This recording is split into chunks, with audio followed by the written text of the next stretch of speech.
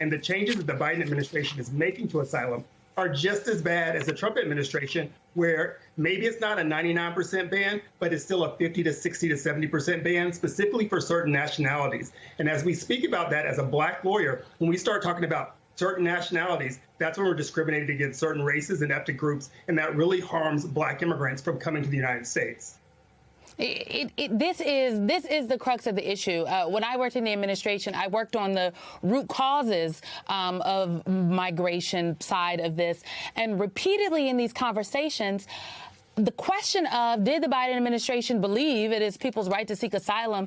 Do they believe in that? It repeatedly came up. And yes, the president and vice president do believe that, but it's the policies that we are talking about, the implications of that. I want to play some sound from Congresswoman Ilhan Omar, because she talked about this very issue. Listen to this.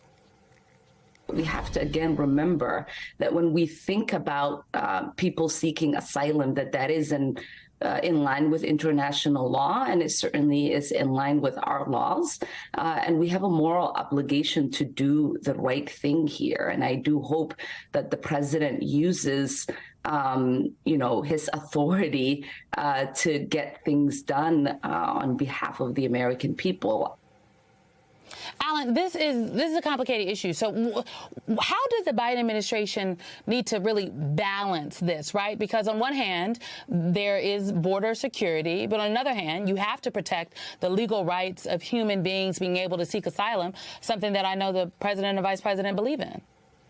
Right. And I believe you were with the administration when they did the Summit of Americas, and they laid out a very humane plan, as well as the $2 billion that the vice president got to sort of control the border issue.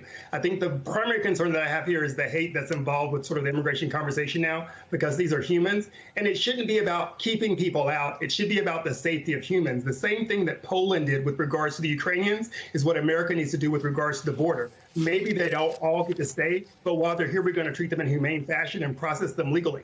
The biggest problem I have right now is that we're asking the president to do something that Congress needs to do. The president's hands are tied behind his back, meaning he doesn't have the money, he doesn't have the people, and he doesn't have the policy with the Supreme Court stepping in the way, stopping American law to have the rights to asylum. So when we keep asking Biden to do this and Biden to do that, we really need to change the conversation to Congress to do this and Congress to do that. We are working with a Tandy computer in immigration, which is a 1983 or 86 computer in an Apple world, and we will continue to have these problems and these backlogs. And immigration isn't just about the southern border. Immigration is also about business and family that have 2 years and 3 years delayed.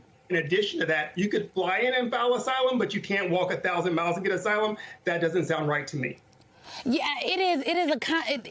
It has to make sense for people. My last question for you. You made the point about the Ukrainians, and there are folks who looked at the president's current policy that was released this past week and said this is a program that is similar to the program for Ukrainians. Folks that came, they had to pass a background check. They had to note that they had a relative in the country in some respects. The difference is if people from the southern border, from some of these countries that we discussed, cross into America irregularly, they are then sent to Mexico. Your thoughts?